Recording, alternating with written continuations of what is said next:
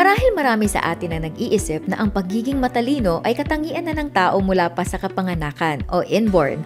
Pero alam nyo ba na bagaman ang intelligence ay may genetic component, ito naman ay maaaring mapabuti pa sa pamamagitan ng pag-boost ng inyong brain health.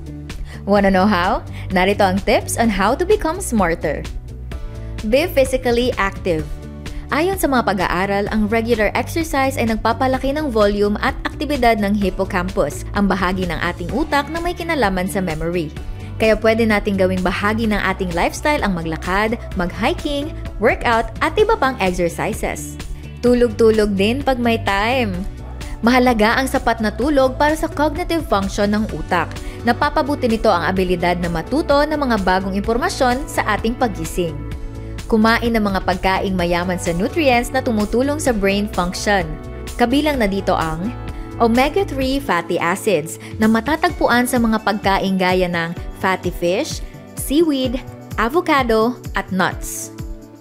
Flavonoids kagaya ng nasa berries, tea at soybeans. At vitamin K na matatagpuan sa leafy vegetables.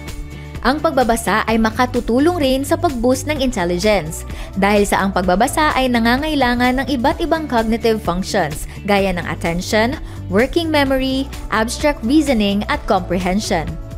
Ipagpatuloy din natin na matuto ng iba't ibang mga bagay gaya ng pakikinig sa educational talks, pag-aaral ng bagong hobby o language, pag-attend sa mga workshop o di kaya'y pagkuha ng kurso o degree.